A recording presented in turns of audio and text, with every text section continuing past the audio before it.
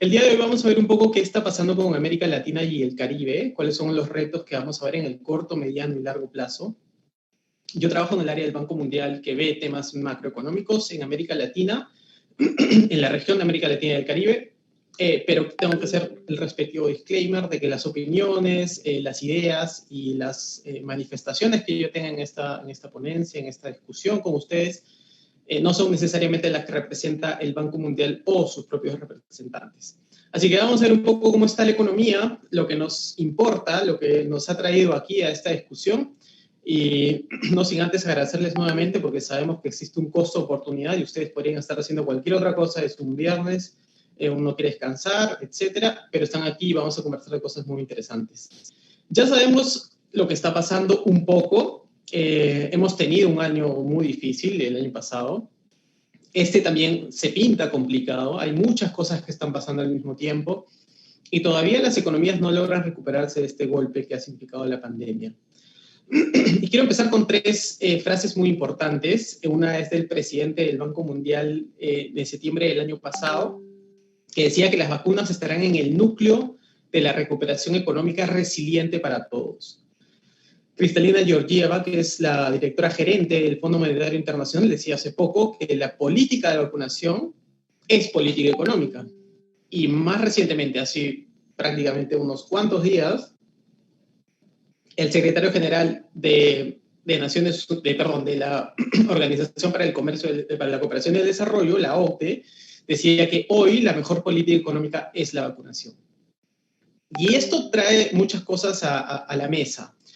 Que el énfasis para responder en el corto plazo debe ser, sin duda, una respuesta sanitaria, una respuesta de salud para permitir que la economía pueda recuperarse, pueda agarrar impulso. ¿Y cómo estamos en ese tema? Ya sabemos que la región de América Latina y el Caribe ha sido golpeada de una manera muy, muy significativa por esta situación que todo el mundo ha vivido. Una cosa que llama la atención es que América Latina y el Caribe ha sido golpeado tan fuerte como las economías más avanzadas del globo. Sin embargo, hay una diferencia gigantesca, que nuestros países, nuestra región, no tiene ni la capacidad técnica, ni la infraestructura, ni la capacidad de recursos humanos como la tienen los países avanzados. El mismo golpe, pero dos regiones completamente distintas, o dos grupos de países completamente heterogéneos.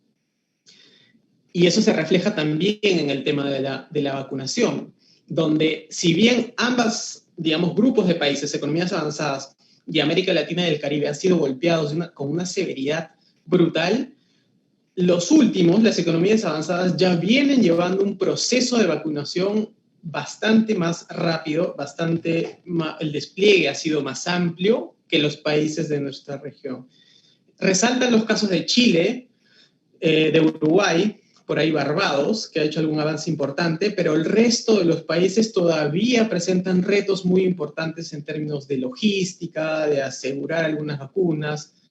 Hay muchos países que todavía no han recibido lotes importantes que puedan empezar a aplicar en sus políticas de vacunación, lo que representa un riesgo enorme, porque nuevas olas, nuevas variantes que ataquen a los países convierten esto en una especie de cierro, abro la economía, lo cual no permite una recuperación sostenida. Sabemos que la contracción del Producto Bruto Interno ha sido devastadora el año pasado. La región en general se contrajo 6.7%. Dentro de ellas, el país que nos interesa en la conversación de hoy, que es Perú, tuvo una caída de un poquito más de 11% el año pasado. Ustedes ya seguramente han visto todo esto. Es importante señalar, no obstante, que hacia el último trimestre del año pasado, las cosas empezaron a mejorar o los resultados, las estadísticas oficiales presentaron resultados mejores a lo esperados. Eso es cierto. Eso nos ha permitido tener una contracción un poco menor a lo que se esperaba. No sé si se acuerdan ustedes, pero en mayo, en junio, habían personas que incluso esperaban contracciones de hasta 20% en el año pasado. Esto no ha sido así y la economía está gradualmente recuperándose, pero eso no quita que Perú haya sido una de las economías más impactadas el año pasado. No la más impactada, como ustedes pueden ver en este gráfico. Han habido economías que han tenido contracciones incluso más profundas que la del caso peruano, pero sí bien es importante también señalar que la mayoría de estas que han tenido contracciones mayores son pequeñas islas cuya economía depende muchísimo del turismo, que es algo que se ha frenado prácticamente de golpe el año pasado, pero se viene recuperando poco a poco en este año. Se espera también, o el Banco Mundial espera, que el nivel de producto de la región de América Latina y el Caribe no alcance niveles pre-pandemia este año, sino que le va a tomar un poco más alcanzarlos. Estamos hablando del año 2022, lo que nos lleva a tener un 2021 con una recuperación a medias, pero más importante todavía, con un impacto crucial en el empleo, lo cual va a generar personas con menores ingresos y potencialmente algunos otros riesgos que los vamos a ver más adelante. Y el problema que vemos en América Latina y el Caribe no es solamente un problema de los países de la región, sino que comparativamente hablando, cuando uno empieza a mirar esto en las regiones del mundo, donde hay economías emergentes y en desarrollo, América Latina y el Caribe es la región que va a estar más rezagada en el mediano plazo. Es decir, el impulso del crecimiento que va a tener la región en los siguientes años no va a alcanzar ni siquiera para hacer esta especie de catch-up con otras economías que van a estar muy por arriba de América Latina y del Caribe, y eso puede tener algunas consecuencias muy importantes. Y peor aún, eso se suma a una situación en la cual la región ya venía creciendo muy por debajo del resto de países emergentes y en desarrollo. Si ustedes ven en esta gráfica, la línea azul oscuro o casi negra es el crecimiento del PBI real de la región de América Latina y el Caribe. Y toda esa especie de sombra ploma es el rango donde estaban creciendo el resto de economías emergentes y en desarrollo. Y evidentemente, bueno, la roja es el mundo. Y evidentemente tenemos que América Latina venía creciendo casi en el suelo de ese grupo de economías emergentes y en desarrollo, lo cual hace un poquito más, digamos, pesimista esta situación que hemos venido pasando en los últimos años, mirándose los prospectos del futuro. Qué duda cabe que las cuentas fiscales ante esta situación de golpe tan severo se han deteriorado de una manera muy importante. Déficits fiscales han sido muy elevados, en el caso de Perú casi 9%, era un déficit fiscal que no veíamos desde fines de los 80, inicios de los 90, y la deuda pública subió de una manera importante. Y esto acarrea riesgos también, principalmente por el lado financiero y por un escenario de aversión al riesgo de los agentes económicos que invierten en los países emergentes y en desarrollo. Entonces, la región está, en alguna situación podemos llamarla como entrampada, como que tiene demasiadas restricciones alrededor y es muy difícil navegar en un entorno como este. Como podemos ver, Perú ha tenido este déficit fiscal tan elevado, pero no ha sido algo muy, digamos, distinto de otros países que han tenido también cuentas fiscales muy deterioradas. Y esto es importante porque la manera de responder ante una situación post-pandemia implica muchas veces políticas fiscales de cierta naturaleza. Esto puede ser políticas fiscales dependiendo, obviamente, del estado que se encuentre en tu país frente a la pandemia.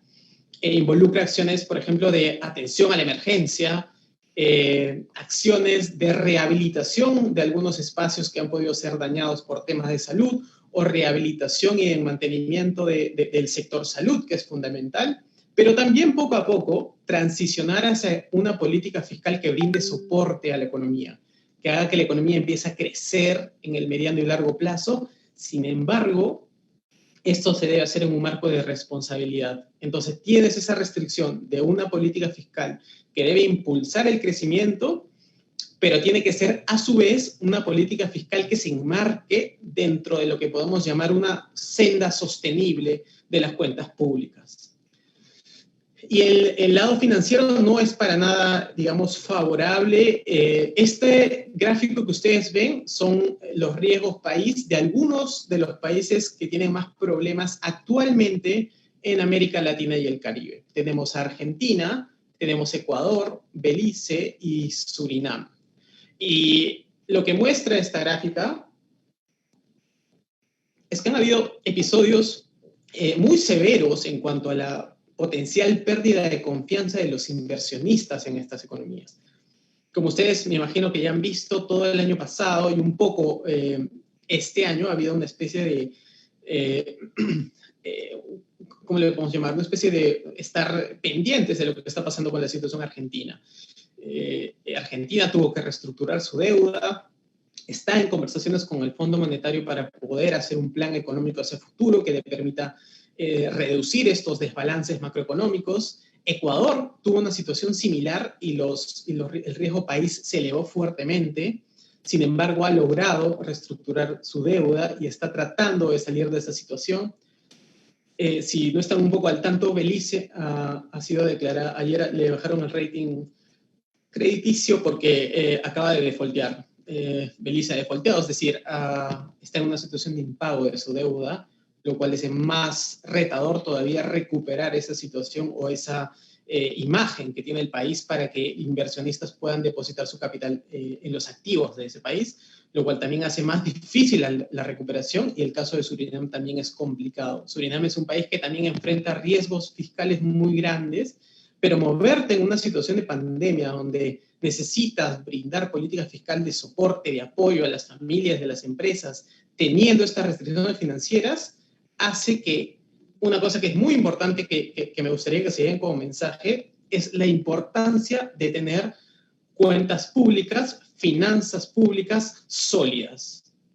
Los países que no tienen finanzas públicas sólidas son los que están enfrentando estos escenarios que vemos, que los obligan a hacer cosas como despedir personas, reducir el gasto en sectores clave como educación, como salud, como infraestructura, como seguridad, o a incrementar impuestos, como hemos visto recientemente en el caso de Colombia. Además de esto, que ustedes me imagino lo conocen bien, hay algunas consecuencias en términos sociales muy devastadoras también. Se estima que la pandemia ha generado alrededor de 30 millones de pobres nuevos solamente en la región de América Latina y del Caribe. Eso es un Perú completo. Es casi un Perú completo de nuevos pobres. En la región, la pobreza es alrededor de 27.3% por los efectos de la pandemia, que hace un incremento de 5.3 puntos porcentuales de lo que se tenía antes. Se ha perdido el equivalente a 1.3 años en aprendizajes. Esto por el tiempo que han tenido las políticas de mantener cerrados los colegios, evidentemente para evitar contagios, pero esto es un efecto que sin duda va a tener algunas consecuencias sociales muy importantes. 18 millones de personas en la región enfrentaron inseguridad alimentaria. Hay algunos indicadores que son de terror. Encuestas que ha hecho el Banco Mundial en toda la región muestran que alrededor del 20% de personas en América Latina y el Caribe han tenido que dejar de comer una vez al día, obviamente una merienda de las 3 que usualmente tenemos, porque no tenía ingresos para pagarlo. Entonces, esto está, sin duda, es devastador. Y evidentemente la tasa de desempleo se elevó hasta 15% en la región, siendo las mujeres las que contaban con mayor probabilidad de perder su empleo. Esto obviamente por la afectación de los sectores donde están empleadas la mayoría de mujeres. Entonces, la pandemia no solamente está trayendo, o bueno, ha traído y continúa trayendo efectos económicos devastadores, actividad económica muy deteriorada, finanzas públicas que en algunos países se acercan a riesgos de ser insostenibles, mercados financieros muy turbulentos y muy cautos también, escenas de adversión al riesgo muy importantes, pero también efectos sociales que hay que tomar en cuenta y con pinzas, porque esto puede también traer algunas consecuencias macroeconómicas hacia adelante. Pero también efectos que a veces no los miramos mucho, ¿no? Como efectos en temas de género, efectos en temas de cambio climático. Erupcionó un volcán, por ejemplo, en San Vicente y las Granadinas, y hundió más al país a pesar de tener la pandemia encima. Entonces tenemos que tener una mirada un poquito más amplia sobre lo que está pasando en la región. Y para meter una cereza más a la torta, esto pasa en una región donde la movilidad relativa, es decir, aquellos, digamos, personas que, o niños nacidos en familias donde sus padres están en los primeros cuartiles de nivel educativo, pero que estos alcanzan el cuartil más alto, es decir, que logran una especie de superación en términos educativos, esto en América Latina es muy bajo. Este cuadro o este gráfico muestra los países en el mundo y están resaltados los países de América Latina y el Caribe. Y fíjense que la mayoría está como en la parte izquierda, es decir, con escasa movilidad relativa. Y esto también tiene algunas consecuencias en cómo se sienten las personas de vivir en un entorno como el que viven en América Latina. Y bueno, esta lámina es creo que probablemente muy conocida para ustedes, ¿no? Esta es una historia que lo conoce mucha gente, que es 100 años de soledad, ¿no? Tremendo libro. Es una historia conocida, pero esta otra también. Y esto es lo que Augusto de la Torre, un profesor mío que fue economista jefe del Banco Mundial para América Latina, llamaba los 100 años de soledad de crecimiento. Esto que vemos en la pandemia solamente está grabando algunas cosas que América Latina ya traía desde hace muchos años. Este es el crecimiento, el PIB per cápita relativo a Estados Unidos a través de los últimos más de 100 años, los últimos casi 120 años. Lo que ven, por ejemplo, es que Perú es la línea roja. Ha habido un ligero catch-up hacia el final, más o menos desde los 2000, un poquito por ahí. Pero la mayoría de países de la región está en niveles todavía muy bajos. El caso de Argentina es sorprendente, ¿no? Como a inicios del siglo pasado tenía más del 60% del PIB per cápita de Estados Unidos y ahora realmente está bastante por debajo de eso. ¿Y qué pasa si comparamos esto con otras economías, como algunas del sudeste asiático, ¿no? Hong Kong, Corea, Singapur? Estas economías han logrado hacer lo que en teoría económica se llama esta convergencia, ¿no? Converger en términos de crecimiento hacia los países avanzados. Esto uno lo estudia en sus modelos de Solow Swan, pero evidentemente la región de Latinoamérica presenta retos inmensos, incluso para hacer este famoso catch-up. Y es evidente que existen algunos cuellos de botella para la productividad. Las economías de la región de Latinoamérica se caracterizan por varias cosas, algunas muy importantes en temas de productividad. Primero, que son economías muy poco diversificadas. Si ustedes miran por grupos de países de regiones, las economías de Latinoamérica y el Caribe tienen muchísimo de productos básicos en sus exportaciones totales, lo cual contrasta mucho con países con economías avanzadas. También tienen un problema de gobiernos poco efectivos. Y eso también tiene que ver con otro problema más adelante que lo vamos a ver, que es el descontento social. Tenemos también problemas de informalidad, que duda cabe en el Perú. 7 de cada 10 trabajadores están en el sector informal. Tenemos esta situación como una especie de dualidad, donde tenemos muchísimas empresas pequeñitas, donde la productividad es muy escasa, y son un grupo muy grande de unidades productivas, pero tenemos también algunas pequeñas empresas grandes conectadas al mundo con procesos modernos, logística y productividad muy elevada. Para darles un dato, por ejemplo, en el caso de Perú, una microempresa tiene el 6% de la productividad de una empresa grande, una empresa pequeña tiene el 16% de la productividad de una grande. Y en otras economías, muy cerquita a Colombia, esto es 40 y 60. 40% es la productividad de una empresa, una pequeñita, 40% la grande, y una micro, y una pequeña es 60%, ¿no? Esto es evidentemente mayor en economías de la OCDE, ¿no? Pero también tenemos problemas en otros sectores, como ya sabemos, el tema educativo. No tenemos logros educativos en términos de escolaridad como lo tienen otras regiones. Y si uno mira al detalle estos cuellos de botella, las economías de la región se parecen un poquito más a África subsahariana que a otra región, lo cual te da un indicio de que hay muchos retos por delante. También tenemos un problema en cuanto a apertura comercial y financiera, y una cosa que es importantísimo para el tema de inversión, que es clave, que es este ambiente de negocios, ¿no?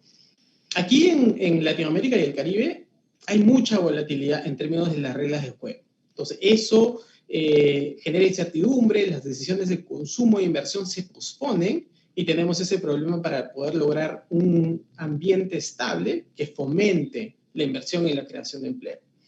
Y sabemos evidentemente que hay algunos problemas gigantes en términos de educación, infraestructura, usuarios de Internet, estamos prácticamente en la cola, ¿no? Sistema financiero, hay muchas cosas por hacer en el país y en la región en general. Y una cosa que llama la atención, sin duda, esto para el caso peruano, una de las cosas que llama la atención es la calidad de nuestra burocracia. Y lo podemos discutir más adelante, pero eso es una cosa que realmente impacta muchísimo. Estas son evaluaciones de servir sobre la calidad de nuestros recursos humanos. Lo que tienen a la izquierda son los sistemas administrativos que cuenta el Estado. Para funcionar, el Estado tiene sistemas administrativos que establecen procedimientos, normas, formas de llevar a cabo los procesos que terminan en la provisión de bienes y servicios públicos. Servir es una evaluación sobre qué tanto conocían los servidores públicos sus propios sistemas administrativos en los que actualmente trabajan día a día. Y los resultados son los que ustedes pueden ver ahí. Prácticamente la mitad de nuestra burocracia estaría jalada en términos al conocimiento sobre lo que están trabajando. Y una cosa que siempre digo y que creo que es fundamental, habiendo yo pasado por el sector público peruano también, es que si queremos mejores políticas públicas, necesitamos mejores servidores públicos. Y lamentablemente la reforma del Estado, de los recursos humanos del Estado, siempre es pospuesta. Siempre pensamos en otras reformas, como la reforma del mercado de capitales, que está bien, hay que hacerla, la reforma del mercado laboral, que está bien, hay que hacerla, reforma de pensiones, también hay que hacerla, pero algo que es fundamental es tener políticas públicas de calidad, y eso no discutimos mucho. O sea que es un tema importante para tomar en consideración. Y más aún en un contexto donde la región viene constantemente registrando episodios y tendencias hacia el descontento social. Lo que ven son unas gráficas de un modelo que hicimos en el Banco Mundial sobre las palabras que las personas que viven en distintos países de América Latina y el Caribe utilizan o que pueden asociar para cosas como descontento social, como movilización, como protesta, como paro, como desempleo, etc. Y lo que observamos es que la gente está pensando más, en términos relativos, en estas palabras que uno podría asociar con el descontento social. Y lo hemos visto, incluso antes de la pandemia, han habido episodios en muchos países donde estas situaciones han llevado a resultados inesperados. Claramente Chile, hubo episodios de descontento social en Ecuador, en Bolivia, entre otros países. Y muchas veces los economistas queremos tratar de entender por qué, o de formular hipótesis, para ser un poquito más concretos, sobre por qué se está dando este descontento social en la región. Queremos formular una idea o un argumento. Sí, y eso está súper bien. Pero una cosa que me parece que es más simple y también muy útil es preguntarle a la gente, preguntarle a las personas por qué, cuál es el descontento social y a qué se debe. Y si uno mira los índices de las encuestas de Gallup, en estos que se llaman los World Happiness Report, el cambio en el bienestar subjetivo, o lo que ellos denominan la felicidad, ha venido cayendo sistemáticamente y más que en otras regiones, en América Latina y el Caribe. O sea, la gente está sintiéndose más descontenta donde está viviendo, en su región, en sus países. Y esto realmente es preocupante. Y cuando uno asocia a qué se debe esta situación, ¿qué es lo que ha generado en los datos? Que la gente responde sobre esta mayor percepción de descontento es principalmente la provisión de servicios públicos de calidad, el PIB per cápita, es decir, el PIB per cápita, obviamente los ingresos, pero también cosas importantes, ¿no? Como confianza en el gobierno y percepción de la corrupción. Entonces, si queremos atender a las personas, No basta con formular hipótesis y establecer políticas públicas en función a lo que creemos que es. Debemos escuchar más a las personas y diseñar políticas públicas en función a lo que éstas están señalando como los problemas. Y en este contexto, urge fortalecer el rol redistributivo de la política fiscal. Richard Musgrave, no sé si ustedes lo han podido leer, es considerado el padre de las finanzas públicas. Él escribió un libro buenísimo, se los recomiendo, en 1959, sobre la teoría de las finanzas públicas. Y él decía que la política fiscal tiene tres roles muy importantes. El rol de asignación, como de allocation, el rol de estabilidad y el rol de redistribución. La región se ha enfocado mucho, tal vez, en los dos primeros. Se han mejorado mucho los marcos institucionales de política fiscal para estabilizar la economía. Se crearon cosas muy positivas, por ejemplo, los marcos fiscales de mediano plazo, se crearon reglas fiscales numéricas, consejos fiscales independientes que fortalezcan la forma de hacer política fiscal, y eso ha ayudado mucho a la estabilidad, pero también a lo que Musgrave llamaba el allocation, que tiene dentro, esa allocation también intertemporal, entonces tiene componentes de sostenibilidad de las políticas fiscales. Sin embargo, no hemos hecho la tarea tan bien en la mayoría de los países en términos del tercer rol de la política fiscal, que es el rol redistributivo. Si ustedes miran esta gráfica, es realmente sorprendente cómo el coeficiente de Gini, ex ante impuestos y transferencias, prácticamente no cambia en los países de América Latina y el Caribe, mientras que en economías avanzadas esta desigualdad se reduce sustancialmente con la intervención del gobierno. Y esto es una cosa clave. América Latina y el Caribe tiene en promedio los mismos niveles de ingresos que algunas otras regiones, como por ejemplo los países de Europa del Este y de Asia Central. Pero tiene casi el doble de desigualdad medida con el coeficiente de Gini. Entonces, este rol redistributivo de la política fiscal tiene que ser fortalecido en la mayoría de los países de la región.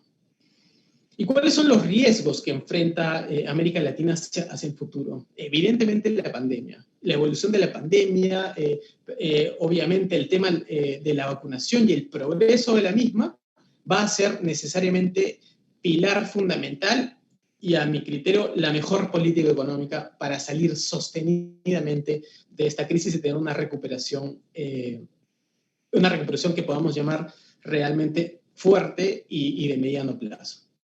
Sabemos que nuevas olas y estas nuevas variantes son un riesgo importante y mientras las políticas de contención no estén ahí, la región sigue teniendo estos problemas a causa de la pandemia.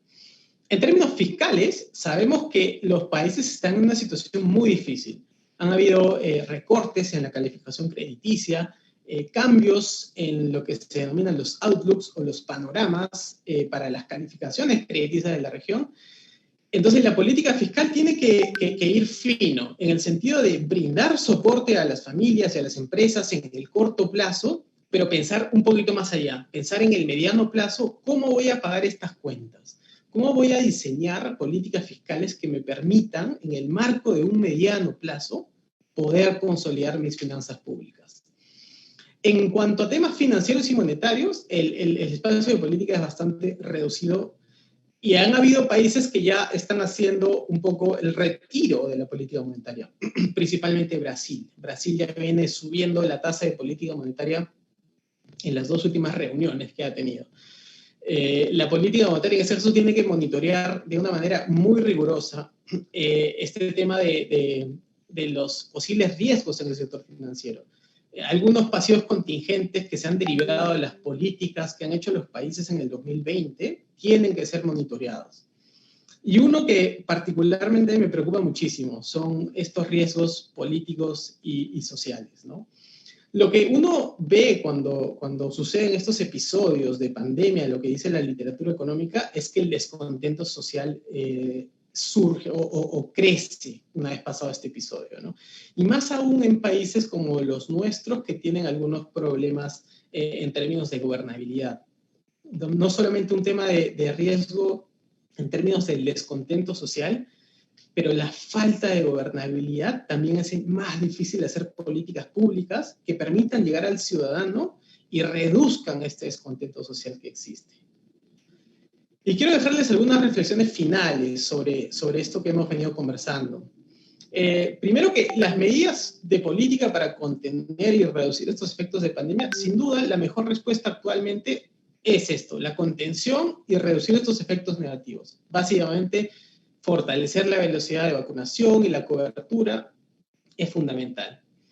Estos trade-offs de política van a tener que hacerse de manera balanceada y muy finos. Evidentemente, eso depende del país que estamos hablando. Tanto en política fiscal como en política monetaria, toca ser muy cautos y afinar y tener en consideración algunas cosas que a veces no, se dejan de lado, ¿no? Por ejemplo, en el caso de la política fiscal hay que ser muy cautos con el tema de la economía política. Una de las cosas que uno aprende cuando tiene una experiencia en el sector público es que hacer política pública no es necesariamente como uno lo aprende en la universidad. No es, ok, tengo mi función objetivo, maximizo dadas mis restricciones y tengo la respuesta o la solución óptima. Hacer política pública es tal vez agarrar el second best, el third best, o inclusive el fourth best, porque el óptimo muchas veces es políticamente inviable. Y a futuro, la política fiscal tiene que buscar un poco esa recomposición de su fortaleza, que es fundamental para no retroceder en algunas de las cosas que algunos de los países, notablemente Chile, Perú y en cierto sentido Colombia, han hecho bien, que es mantener esos marcos que brinden estabilidad macroeconómica y predictibilidad económica hacia futuro. Y monitorear los riesgos financieros va a ser fundamental. Hay un episodio muy parecido de lo que se está hablando mucho hasta hace unos cuantas semanas, que es este episodio de 2013 del tapering, que sucedió, generó turbulencias en los mercados emergentes. Esas situaciones, si bien el riesgo de que ocurran no es tan alto como hace algunas semanas, podrían pasar. Entonces, monitorear cuáles son los riesgos financieros que atacan a los países de la región también es importante. Pero quiero quedarme con una reflexión hacia el final, que para mí es la más importante. Que estas situaciones de crisis, estas situaciones donde hay cambios abruptos en la economía y en las condiciones que enfrenta la economía, también son oportunidades para cambios estructurales. Aquí es importante tener mucho cuidado, sin duda, pero estas políticas se abre una ventana para hacerlas. Y lo que debe hacer la región, donde debería orientar sus esfuerzos en estos cambios estructurales que permitan impulsar el crecimiento potencial.